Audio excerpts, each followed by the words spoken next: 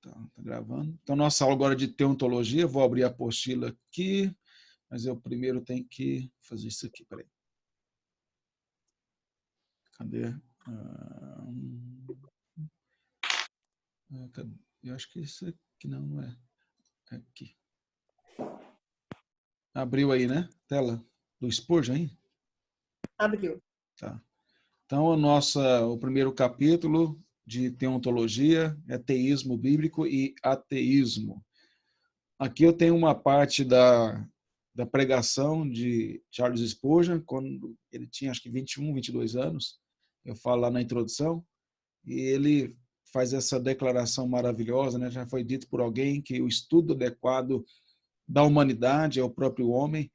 Não me oponho à ideia, mas creio ser igualmente verdadeiro que o estudo correto do eleito de Deus é Deus. O estudo apropriado ao cristão é a divindade, a mais alta ciência, a mais elevada especulação, a mais poderosa filosofia que possa prender a atenção de um filho de Deus. É o nome, a natureza, a pessoa, a obra, as ações e a existência do grande Deus a quem chama Pai. Então, Spurgeon coloca aí que não há nada que possa aumentar o nosso conhecimento, nos levar a um entendimento melhor da realidade do que estudar sobre Deus, a partir da Escritura, o nome, caráter, ser de Deus e as suas obras. Então, a teontologia é o estudo do ser de Deus, a gente vai ver isso mais em detalhes. Aqui eu normalmente tento fazer em todas as disciplinas que eu dou, tento colocar um contexto atual para mostrar a aplicação daquilo que a gente vai estudar com a atualidade. Então, a gente tem aí várias discussões, e cada época teve as suas discussões teológicas, um pouco do que eu falei na hermenêutica, e que a gente trabalhou isso dentro da prolegômena, por isso a necessidade de fazer a prolegômena, porque a teologia sistemática é um sistema de temas sistematizados e que um está ligado ao outro. Então, uma vez que a gente estudou sobre a prolegômena, as discussões com relação às doutrinas e a inspiração das escrituras, agora, a partir da escritura, a gente vai aprender sobre o ser de Deus. O que... Desculpa, minha garganta é meio ruim, mas não é corona não, fica tranquilo. O que a gente precisa desenvolver aqui, inicialmente, é sobre a questão de como algumas questões foram discutidas acerca da existência de Deus. E isso, as universidades que antigamente, na Europa, nos Estados Unidos, eram universidades que realmente tinham um coração ardente, como diz Francis Schaeffer aqui, pela teologia. A teologia era uma das principais disciplinas em universidades famosas na Europa e também nos Estados Unidos. Isso foi, aos poucos, sendo deixado de lado e abandonado por causa do liberalismo teológico, do iluminismo, e porque os reformados também deram respostas repetitivas, né, ao invés de darem respostas adequadas. É uma questão que a gente precisa ver para o nosso tempo, porque a igreja evangélica reformada ela deixou de ter o discurso nas universidades também. E aí o jovem nas nossas igrejas, eles aprendem sobre Deus, e na segunda-feira eles aprendem sobre ateísmo, evolucionismo e assim por diante, e sem qualquer base dada pela igreja para refutar esses pensamentos ateístas.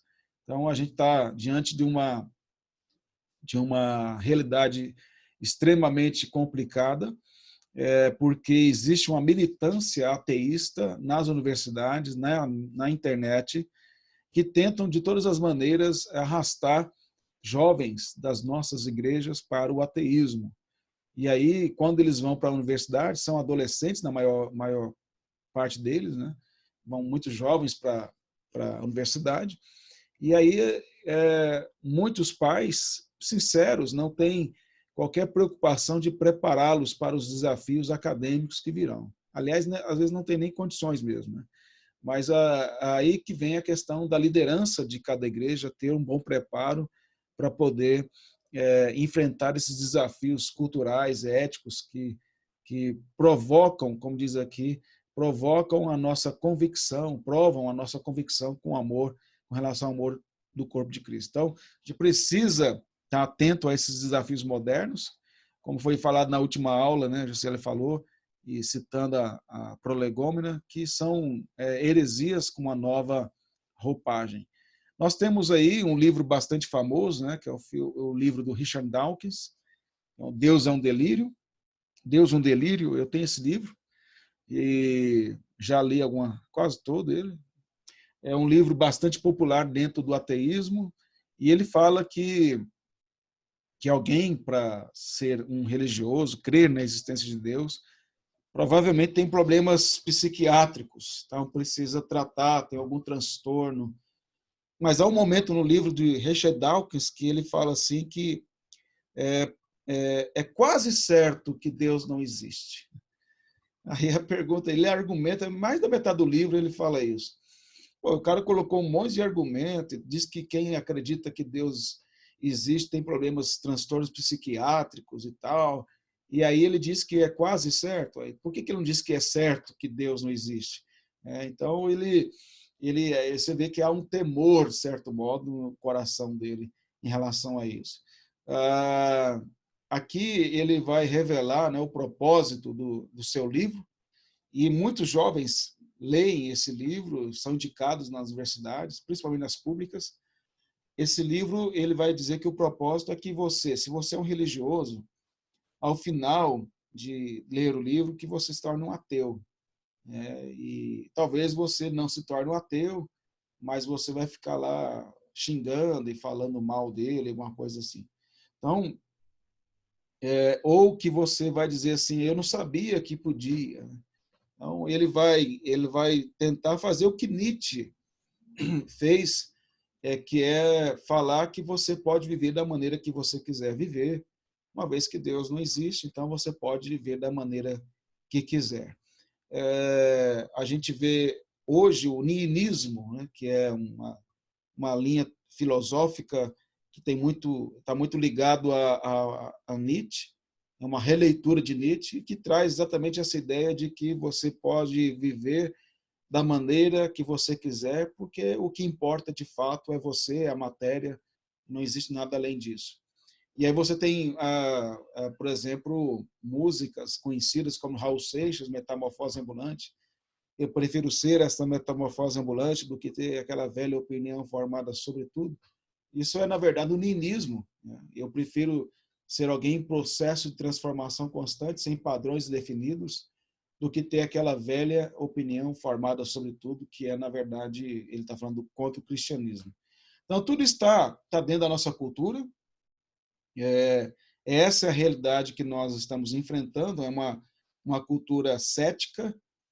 Se você pegar os ateus mais tradicionais do período mesmo de Nietzsche, ainda que fossem contrários ao cristianismo e zombassem da fé, eles ainda aceitavam que o cristianismo era um princípio moral necessário para a sociedade, para a cultura, para manter o respeito entre a família, o governo e assim por diante.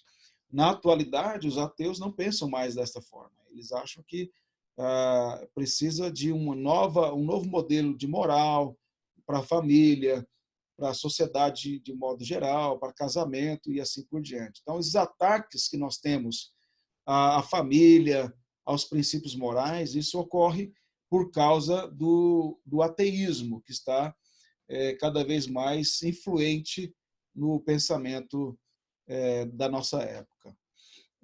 Aqui eu vou apresentar vários argumentos aqui, né?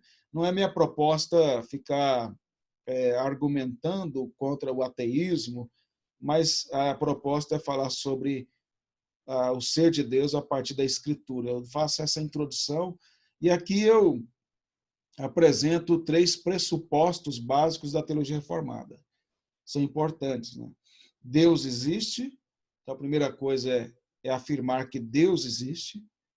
Segundo, Deus se revelou. Então, não é só dizer que ele existe, porque se eu dissesse apenas que ele existe, eu seria um agnóstico.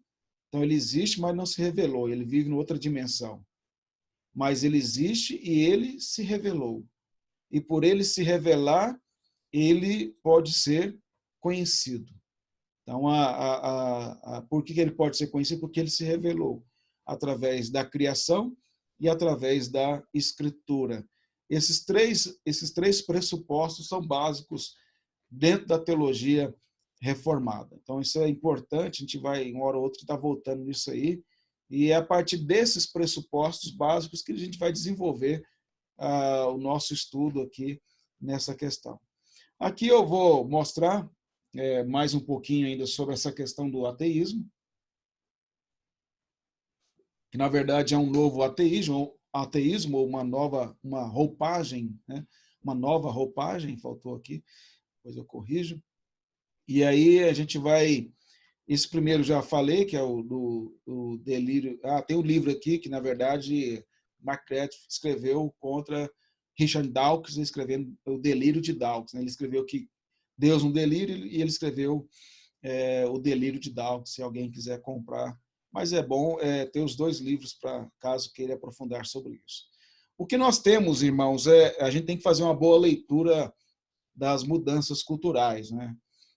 Há um desprezo muito grande dentro da nossa realidade pós-moderna para com o passado, né? Aquilo que já foi discutido, aquilo que foi tratado. E quando a gente não entende o passado, a gente não entende o presente e não se prepara para o futuro.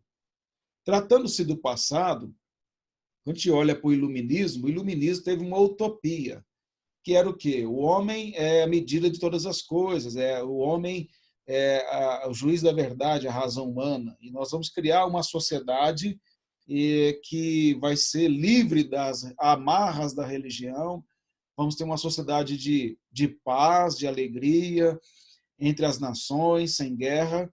Mas aí o que aconteceu? Aí o iluminismo teve as duas primeiras guerras, a Primeira e a Segunda Guerra Mundial, depois, e junto com a Segunda Guerra Mundial, teve o nazismo, né, e o comunismo, que matou mais que o nazismo. Você tem aí até a década de 80 o Muro de Berlim e a Guerra Fria. Tudo isso foi um balde de água fria na utopia iluminista. E aí, então, foi para outro extremo. Qual é? Se a razão era o juiz da verdade, agora é o coração que é, a experiência, é o que você deseja, é o individual. Se o coletivo foi manipulado por Hitler, foi manipulado por Stalin e tantos outros, e causou o que causou, então nós não podemos mais viver nessa coletividade, porque pode ser feito manada. É preciso que eu viva a minha vida, você vive a sua, e a gente possa viver conforme o coração deseja. Então, aí entra a pós-modernidade, que é uma coisa sem eixo, sem qualquer ligação com, de fato, padrões absolutos. E a gente tem que observar que ocorreram outros acontecimentos, né, que vão mudando. Os acontecimentos, as guerras e tragédias, mudam as percepções das pessoas. Após o 11 de setembro, por exemplo, em 2001, você vai ter uma grande hostilidade à religião, mais ainda. Por quê? Quem é que derrubou as Torres Gêmeas? Foram extremistas islâmicos. E aí, qual que é o argumento? Tá vendo? Um ateu falando, aí, o que dá ser religioso? São assassinos, são bandidos. E aí, só que eles colocam tudo no mesmo jeito. Vão falar que a religião, de modo geral, as três principais, cristianismo, judaísmo e islamismo, sempre tiveram promovendo guerras e mortes e mais mortes, e é por isso que a crença em Deus precisa ser extirpada da humanidade, porque isso, na verdade, traz bem a algum. Espero não estar convencendo vocês a serem ateístas, né? Mas eu estou aqui só fazendo o papel como diz um professor, papel do advogado do diabo, né? Mas é para vocês entenderem os argumentos que estão por trás. Se você começa a ouvir certas coisas, parecem fazer sentido, historicamente falando. E essas são as pressões que a gente vai ter. Tem esse livro também que do Nietzsche, eu tenho ele, disse Zaratustra. Ele fala de um homem sábio que desce da montanha depois de estar ali muito tempo, e ele vai dar as boas notícias às pessoas que Deus havia morrido. Esse Zaratustra. E aí ele encontra um homem na floresta, que era cristão, esse homem estava cantando, rindo, sussurrando. Ele pergunta o que ele estava fazendo na floresta, ele diz: eu estou cantando, chorando, rindo, sussurrando, eu louvo ao Deus que é meu Deus. Então, a resposta que aquele homem cristão deu a Zaratustra era uma resposta totalmente sem lógica, no sentido racional, e porque sussurrando, parecendo uma pessoa sem muita lógica. E após Zaratustra ouvir o que aquele homem tinha a dizer sobre os seus sentimentos e a sua religiosidade, e aí então ele responde: como será possível esse velho santo na sua floresta ainda não soube que Deus está morto? Zaratustra fica indignado por aquele homem que vivia na floresta ainda não saber que Deus havia morrido. E ele vai embora. O que é a ideia que Nietzsche quer trazer? É que aquele homem religioso era um homem irracional, por ter essa crença, vivia isolado numa floresta, fora da realidade do urbana, fora dos avanços da ciência e da razão humana, e que por isso ele ainda acreditava na existência de Deus. Então, acreditar na existência de Deus é simplesmente uma ignorância, é isso que eles defendem claramente. Aqui é uma citação que eu faço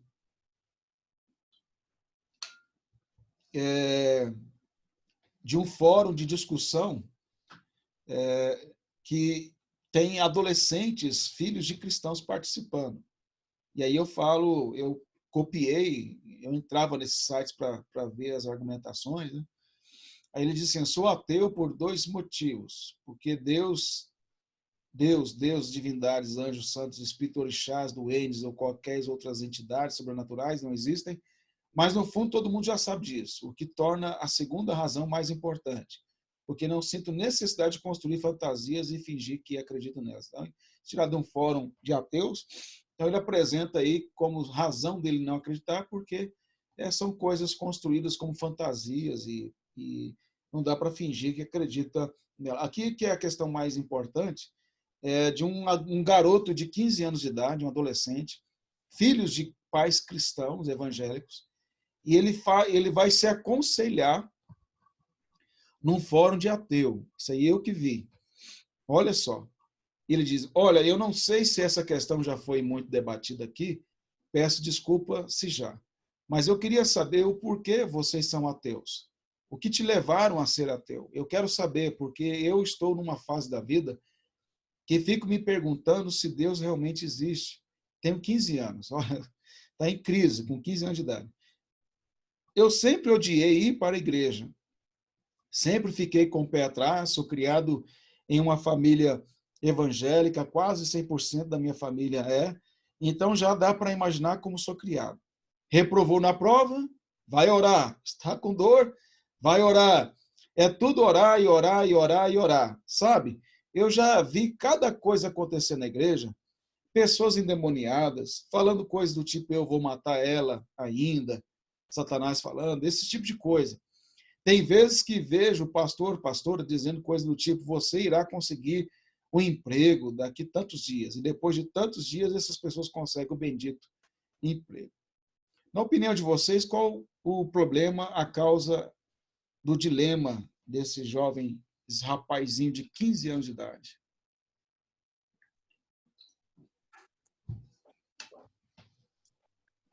Ele foi educado não ensinando a Bíblia realmente, né? Apenas experiências, né? Uhum.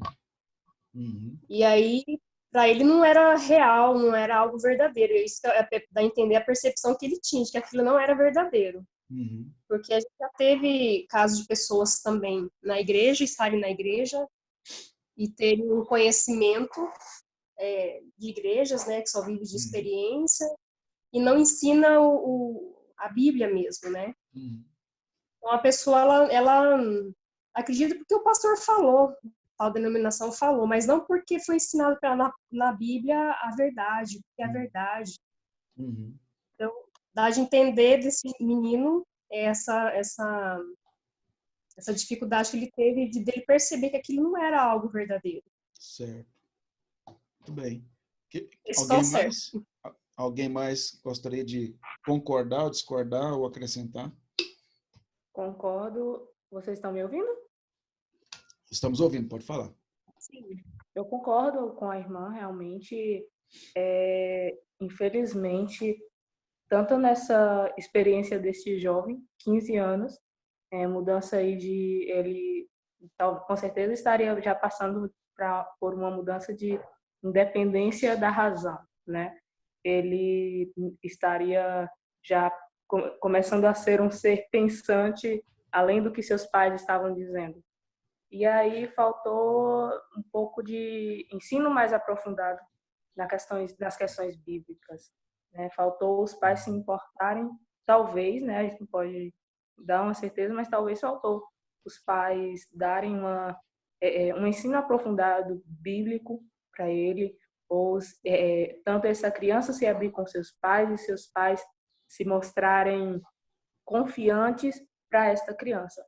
Felizmente, isso acontece com os adolescentes, é na adolescência que a gente vê algumas pessoas, alguns filhos de cristãos saindo da igreja, experimentando, fazendo as suas próprias experiências, né? E, infelizmente, é uma realidade que a gente vê, não somente não acreditando em Deus, mas alguns que, mesmo acreditando em Deus, se separam dele, né? Vão para a secularização e se acham donos de si. Muito bem. Mais alguém?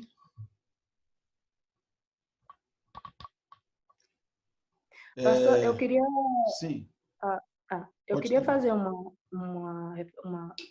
dar uma opinião sobre um livro que recentemente eu vi. Ele foi recentemente lançado, acho que foi no ano passado, do Heber de Campos Júnior. Eu não sei se já deu para perceber, só que Dele, né? eu gosto bastante do trabalho dele, né? Que é o Amando a Deus no Mundo. Eu pastoreava aqui perto da minha igreja. Aqui. Sim, né? Em Limeira. E ele fez esse livro. É incrível o livro. Eu estava acompanhando o lançamento e aí ele pega a história de Daniel, um jovem que foi para a Babilônia muito, muito jovem ainda, juntamente com seus amigos, e aí, mesmo vivendo na Babilônia, ele não deixou a sua fé. Pelo contrário, né? Deu muito testemunho. E aí tem outros livros também, que eu não sei se o senhor conhece, mais outros que podem ajudar tanto jovens quanto filhos quanto pais, para estarem trabalhando com seus filhos sobre essa questão da teontologia. Tem uma série que é originária da teoria do Big Bang. É uma série americana, e aí dessa série fizeram uma outra chamada O Jovem Sheldon. Não é colocando o ditado, as pessoas não é tentando colocar a espiritualidade onde não há, né? Mas eu gosto bastante de séries, e até eu queria indicar para algum irmão que gosta também, que é o Jovem Sheldon. Tem umas partes em que esse Sheldon, ele é ateu, é o personagem ateu, bem ateu mesmo, só que a sua família, a sua mãe é cristã. E aí ele na parte, ainda quando criança, é perceptível alguns pontos onde ele se mostra cristão. Aliás, não é que ele se mostra cristão. Ele tem uma percepção ainda sobre Deus. Ele ainda se mostra um pouco, ainda tem algumas percepções sobre Deus. A criação, por mais que ele não acredita na criação, ele percebe que todo o universo demonstra a existência de um Criador. Ele fala tem essa fala, né, em uma parte da série. E aí é perceptível que alguns ateus, por mais que não acreditam em Deus, mesmo assim o seu ser lá dentro de si ainda existe, né, uma percepção, mesmo que mínima, sobre a criação, sobre o Deus Criador. Sim. Isso aí eu vou trabalhar mais para frente, né? Mas é bem colocado. E aqui primeiro eu vou trazer só os problemas, depois tentar mostrar as soluções, né? Sim. Mas é bem colocado para as irmãs, e só uma observação rápida da minha parte aqui, dentro do que vocês falaram. Lógico que a gente não pode dizer que a conversão de um filho depende da convicção de fé dos pais, mas há muita participação dos pais no processo, tanto para a conversão como também para não conversão. Então, no caso aqui, ele mesmo relata, né, que uma das razões é a falta de conhecimento teológico declarado aqui pelas falas dele aqui, em relação aos pais não terem respostas racionais às questões dele, às indagações que ele tinha, e ele não se sente claramente à vontade de fazer qualquer pergunta para os pais dele sobre a sua dúvida em relação à existência de Deus. Porque se ele fizesse isso, em caso de uma prova, ele recebe essas respostas aí, que tem que orar mais, ao invés de estudar mais, isso, naturalmente, ele iria receber uma resposta das mais agressivas com relação a se ele dissesse que, mesmo indo à igreja, ele tinha dúvidas quanto à existência de Deus.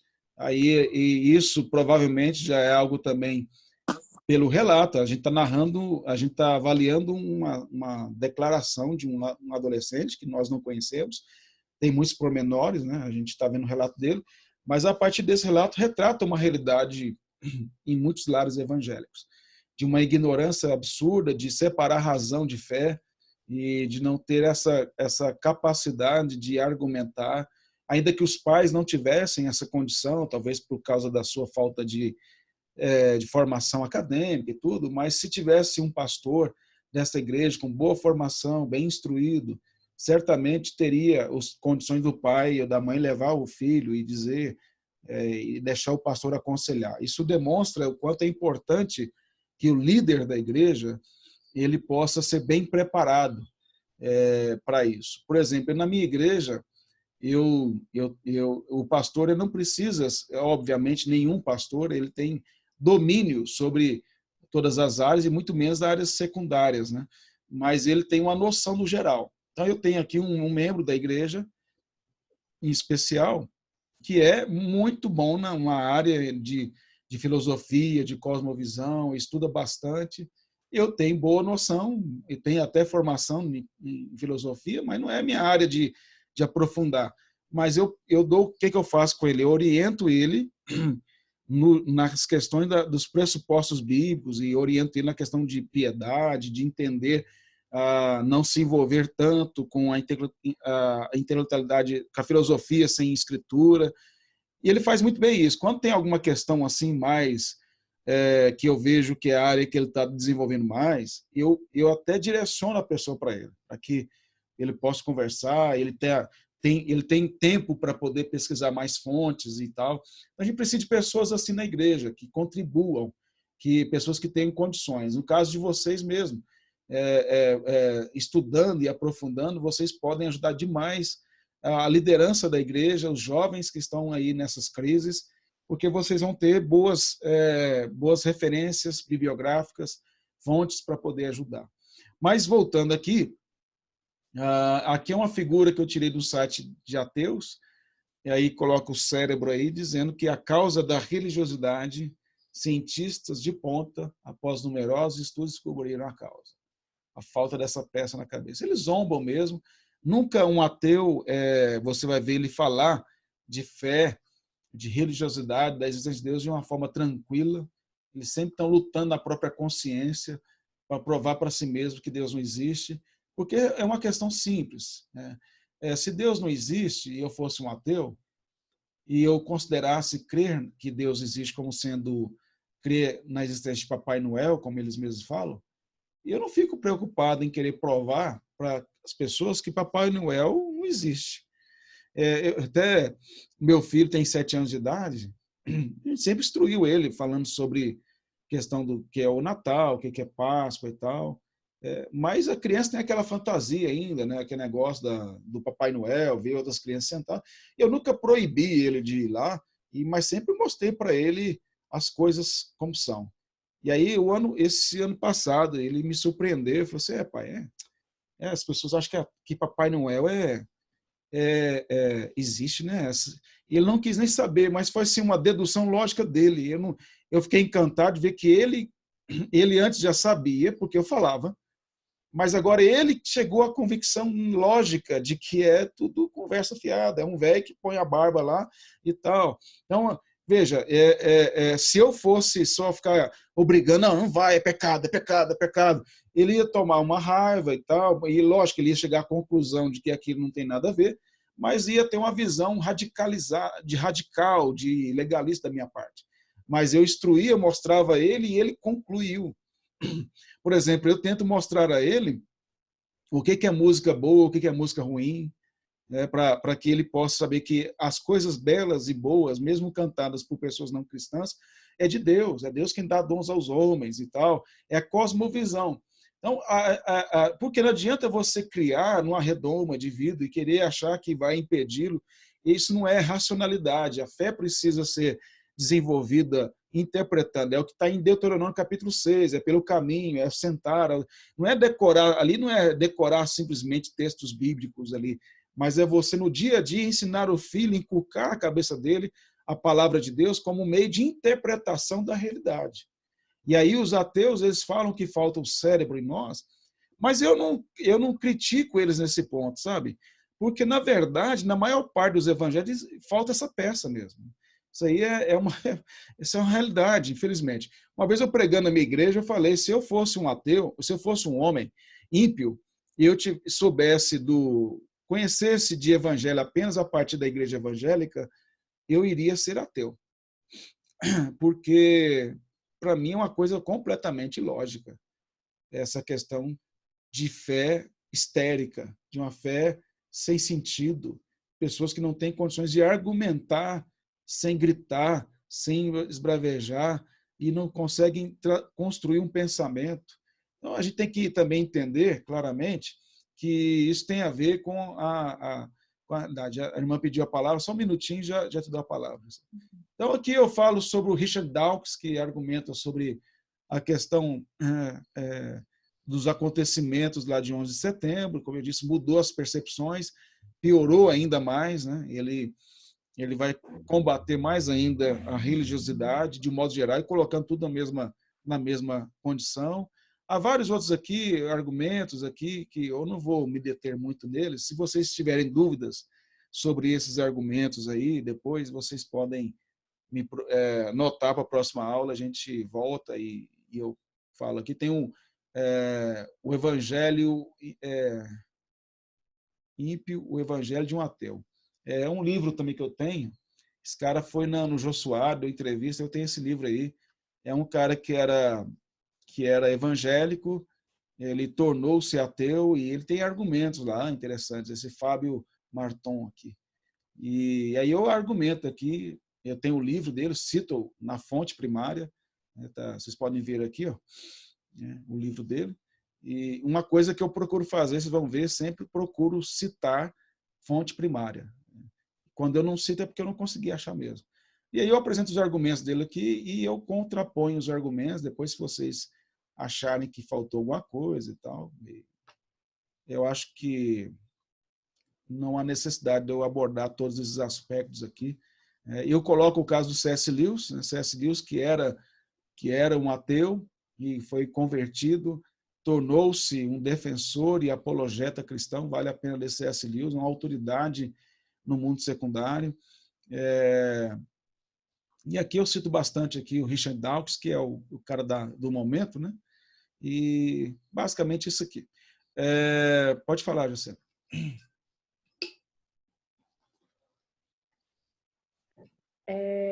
Primeiro, dá uma olhada, dá uma observada no seu microfone. Eu não sei se é no meu celular ou se é no microfone do senhor. Está falhando tá o falhando? microfone. Tá falando para você também, Ana? Umas partes parece que estavam repetindo, assim. Para mim tá ok. Normal? Ok? Tá. Para mim tá Pode normal. ser que é o receptor aí. Ok. Pastor, sobre essa questão da igreja, no geral, na igreja brasileira, vamos falar assim, o senhor acha que durante esses 10 últimos anos, 10 ou 20 anos, a igreja cresceu no sentido de parar com essa questão de que o cristão tem que viver uma linha legalista ali, tem que estar tudo certinho, do pode e não pode, tem porque tem que viver, isso é fé, isso é razão, essas dificuldades, assim. Será que a gente evoluiu nesse sentido? A gente evoluiu nesse sentido? Uhum. Será que a gente evoluiu nesse Sim. sentido, assim, Uhum. de cresceu, no caso, de entender que, na verdade, nós estamos no mundo, mas não estamos convivendo e aceitando ele, né? Uhum. Será que a gente teve um crescimento nesse caso?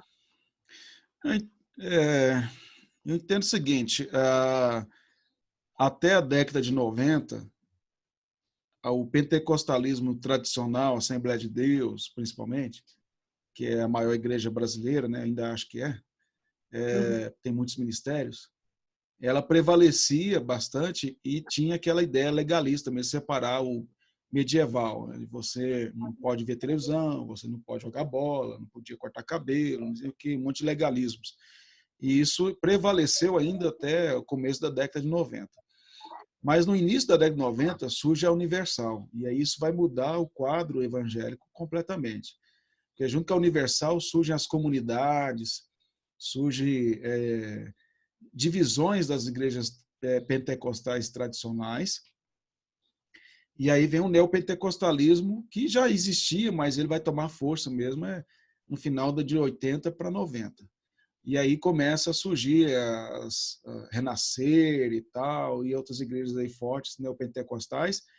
E depois, final de 90 para começo desse século, a teologia da prosperidade vai dominando quase todo o cenário evangélico. Então, o neopentecostalismo ele vai fazer com que essa visão legalista ela deixe de existir, porque o neopentecostalismo não proíbe nada, moralmente falando, mas vai criar outro problema, que é o materialismo. Porque se a gente pegar os crentes pentecostais tradicionais da Assembleia de Deus, em particular, né, que é o representante maior, eles erravam bastante coisas, mas eles faziam por zelo. Era um erro zeloso, vamos dizer assim. Eles não estavam tentando implantar uma heresia. A briga deles com as igrejas históricas, que a gente falava igreja tradicional, né, as igrejas reformadas, era mais por questão de uso e costumes, línguas, profecia. Mas, assim, tanto é que eu cresci dentro da igreja presbiteriana conservadora, nós perdemos muitos membros em Goiânia para pentecostais nessas épocas. Então, e eu lembro assim, quando algum membro da igreja mudava para uma região distante, que não tinha igreja presbiteriana conservadora, a gente falava assim, vai lá e procura a igreja, se tem igreja presbiteriana no Brasil, que é a primeira que a gente falava, né? Porque a igreja irmã, sempre ela é maior, deve ter lá. Não tem. Então procura a igreja batista. Não tem. Então vai para a Assembleia de Deus. Então a gente ainda recomendava ir para a Assembleia de Deus. Não tinha se caso não tivesse nenhuma igreja batista, presbiteriana ou a nossa. Hoje você não fala assim, vai para a igreja mais próxima da sua casa, vai para a igreja mais bíblica. Então as coisas mudaram completamente. Agora, o que eu vejo é que não houve uma evolução dentro do meio neopentecostal e o pentecostal. Houve uma regressão ainda mais moral. Agora, o que está acontecendo é que a teologia reformada saiu dos bastidores e está começando a influenciar. Então, não é esses youtubers, não, esses bobinhos de Facebook, não, esses meninados aí que sabem nem ler direito, né? Só ler uns bloguinhos aí, acho que é reformado, acho que 5 pontos do calvinismo é ser reformado. Estou falando de gente forte, Franklin Ferreira, Augusto Nicodemos, né? Mauro, alguns são acadêmicos, mas não são tão conhecidos assim, mas M.T. Maia e outros mais. São alguns que têm influenciado com seus escritos no Brasil, Heber Júnior tem contribuído nesse aspecto, e que tem influenciado. Por exemplo, tem saído já matérias de jornais de intelectuais ateus dizendo que o calvinismo está influenciando. O governo federal está influenciando as universidades, e eles dizem assim, ó, tem um artigo bem legal, o cara escreve, até honesto, assim, na sua abordagem, embora ateu, que ele fala, olha, os reformados, eles não querem palanque, eles não querem aparecer, mas eles sutilmente, discretamente vão influenciando e tal, diferentemente do histerismo pentecostal. Então, eu achei interessante a abordagem dele.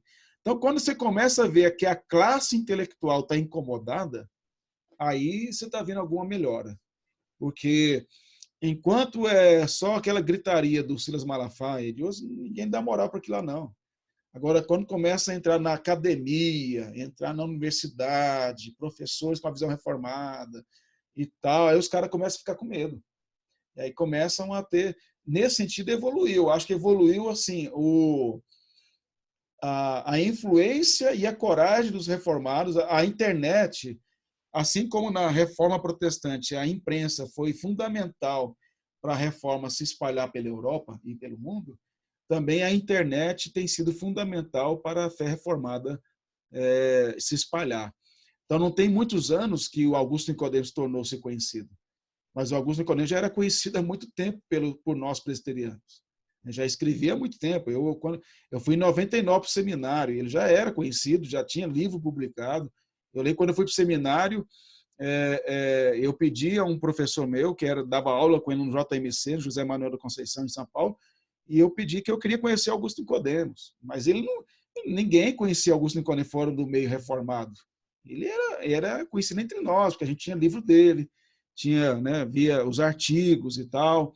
Então, já conheci nesse sentido. E eu tive o privilégio de conhecê-lo naquela época também e outros momentos depois. Mas hoje não, hoje ele é conhecido pelo YouTube, porque alguém filmou ele pregando na igreja, ele pediu autorização a ele para publicar e publicou e o negócio estourou.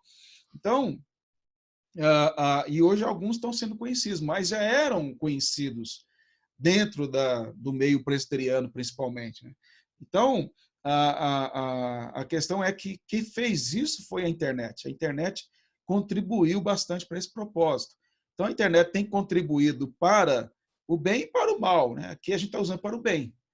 E é um meio, ou seja, os reformados que têm bastante conteúdo para expor ao mundo começaram a fazer isso, porque o pentecostal e o neopentecostal é bom de marketing. Eles são bons, eles criam um eventinho de nada, num lugarzinho cubículo, assim. Tinha uma igreja Deus e Amor, em frente a uma igreja que eu pastorei em Goiânia, que não tinham 5 pessoas lá dentro, mas eles colocavam um rádio lá, com barulho de muita gente, e o povo achava que a igreja estava lotada, mas era o rádio. Então, são marqueteiros, eles são bons para fazer um marketing. E é um lado que, não fazendo um marketing falso, como esse caso que eu citei, mas os reformados estão acordando um pouco para divulgar, pelo menos, a fé reformada, para mostrar ao mundo evangélico que existe outro caminho, existe não é modismo, porque é uma doutrina antiga, é a sã doutrina. Modismo é o pentecostalismo de 100 anos para cá, mas há 100 e poucos anos. Mas a fé reformada tem 500 anos. Então, não é modismo, é um retorno àquilo que foi a igreja 500 anos, né, que modificou continentes, que modificou países, que foi a base dos Estados Unidos e a base de outros tantos. Então, basicamente é isso aí. Eu vou dar a oportunidade para a Ana falar, e aí a gente vai encerrar, que eu preciso tomar até 4h30, né? 5h30. E aí a gente vai parando por aqui. Depois a gente vai dar uma passada mais. Vocês podem elaborar as perguntas para a próxima aula de alguma coisa que ficou aí para trás. Pode falar, Ana. Pastor, uns 30 anos atrás, pelo menos era a realidade na minha cidade, igrejas reformadas têm a preocupação de proibir várias coisas. Por exemplo, ouvir música secular, não pode, de forma alguma, bebida alcoólica. Hoje isso já é trabalhado de uma forma mais bíblica, né? Porque a Bíblia não proíbe bebida alcoólica, ela fala para se embriagar. Por que houve essa mudança? Porque teve essa preocupação das igrejas reformadas começarem a ensinar realmente o que a Bíblia está ensinando, e ela ficou por um bom tempo proibindo, simplesmente. Então, eu entendo assim, dentro da igreja tradicional reformada, ainda tem muito tradicionalismo e costumes que não são bíblicos. E, por exemplo, nas igrejas presbiterianas, como a minha e a sua, é normal que gerações, né, são criadas dentro da igreja, avô, neto, bisneto, e é uma coisa bonita, né? Mas cria-se aquela ideia, e é uma luta, quando você pega uma igreja antiga presbiteriana, que meu pai me ensinou assim, meu avô ensinou isso e tal, e quando a gente olha assim para a formação dos seminários reformados, eu vou falar a partir do meu, né, a minha igreja tem 80 anos, mas é alinhada com a igreja, por exemplo, do Brasil, então é a mesma realidade em proporções menores, mas assim, os seminários presbiterianos, mais em particular, nesse sentido é referência, né? Trataram mais assim a teologia bíblica, a exegese final da década de 80 para cá. Então você tem uma formação de pastores presbiterianos até 80 e pouco, de um jeito, mais dada a teologia sistemática e não a exegese, e você tem uma formação diferente no final de 80 para cá, mais focada na exegese. Por quê? Porque muitos pastores daqui foram para os Estados Unidos se formar, voltaram, trouxeram pastores de lá também para dar cursos aqui, e aí começa, nessa época começa o André Jumper, por exemplo, né, dar curso de pós-graduação, de mestrado, doutorado, na década de 80, trazendo autoridades, né, do mundo na área de exegese, teologia bíblica, sistemática. Então, isso começa a mudar o quadro nesse aspecto. E aí, com isso, como a exegese, principalmente, vai trabalhar o que o texto ensina, e hermenêutica, aí essas questões são trabalhadas e desconstruídas. Até hoje, eu muitas vezes ensino coisa na igreja que os mais velhos ficam assim, meio que escandalizados. Mas é o que a Bíblia está ensinando. Aí eu mostro biblicamente que é assim, que o que nós aprendemos não era correto nesse ponto, e que o correto é esse. Mas as pessoas começam, por exemplo, uma coisa bem atual, não sei se na sua igreja teve algum problema, mas o presidente da minha igreja, da Assembleia Geral, teve que pronunciar, e até eu que pedi para ele. Faz ou não faz ceia online, né, por causa dessa quarentena? E qual foi a nossa posição? Primeiro, não há nenhum texto bíblico que diz que tem que ser todo mês. Há igrejas reformadas que fazem nos Estados Unidos que fazem todo domingo, tem outros que fazem uma vez por ano. Então, não existe uma norma bíblica para dizer que todo mês tem que fazer. Então, se a gente ficar um mês de abril sem fazer, não é pecado. Agora, se estender a quarentena para 3 meses, 4 meses, nós teremos que repensar como fazer essa questão. Então, não é uma questão ainda de ser feita uma coisa desse tipo. Então, mas há muitos crentes antigos que falam assim, não, mas a vida toda eu tomei a ceia uma vez por mês. Mas peraí, tudo bem, mas onde está na Bíblia tem que ser uma vez por mês? Mostra para a gente. Então, veja, há muitos costumes e práticas que quando você confronta, mesmo igrejas reformadas, confronta com a Escritura, a pessoa põe acima daquele ponto lá, que não é crucial e tal, mas põe acima dele o que ele aprendeu por tradição. Então, se o pentecostal tem o problema da experiência, o tradicional, o reformado, tem o problema da tradição. E aí a tradição, às vezes, esse costume de praticar certas coisas. Uma outra coisa, quer ver uma coisa também que o tradicional, eu falo tradicional, linguagem antiga, né, o reformado tem bastante, é a questão de templo, né, de achar que o templo é a igreja ali, o prédio, né, e não as pessoas. Então, se você não está reunido ali, então acabou. Mas isso também é no meio neopentecostal, é assim também. Você tem um catolicismo prático na igreja evangélica brasileira, de não entender que não tem mais templo, não tem mais tabernáculo. Nós somos o templo, nós somos o corpo de Cristo. E o que importa é onde nós reunimos, não a reunião do povo de Deus, não é o espaço em si. Então, existe um apego muito grande à construção, à história daquilo lá, a árvore que plantou, a porta que flandeu, o piano que não sei quem tocou, né, o órgão que está lá cheio de cupim, mas não pode jogar fora porque é santo. o púlpito lá não pode subir porque é um lugar santíssimo. Essas coisas todas são práticas que não são bíblicas e que elas se cristalizaram dentro da igreja reformada e ninguém nunca teve peito para questionar ou não sabia mesmo. E aí se você fala assim, não, mas não é assim que a Bíblia ensina. Mas foi o pastor fulano, reverendo fulano e tal, que ensinou isso aí para nós.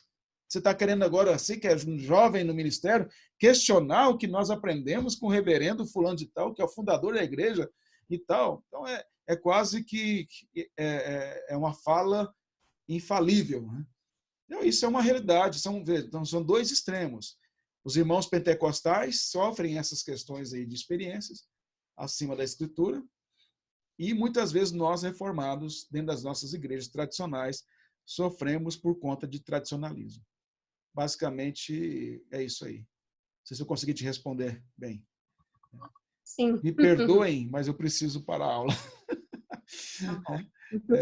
Mas a próxima a gente vai aprofundar mais, vou trazer mais didático ainda para vocês, para a gente ter um aproveitamento ainda melhor. Mas aqui ainda é experiência, tá? A gente está aprendendo junto aí e a gente vai melhorando aí com a graça de Deus.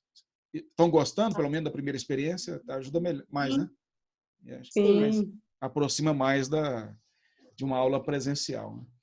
Eu vou, então, dar o stop aqui para a gravação. Deixa eu ver. É isso aí. Então, tá parado aqui. Depois eu vou publicar para vocês. Tá bom? Obrigado. Tá certo. Deus abençoe. Obrigada. Uma boa tarde, né? Quase boa noite já. Tchau, tchau. Tchau.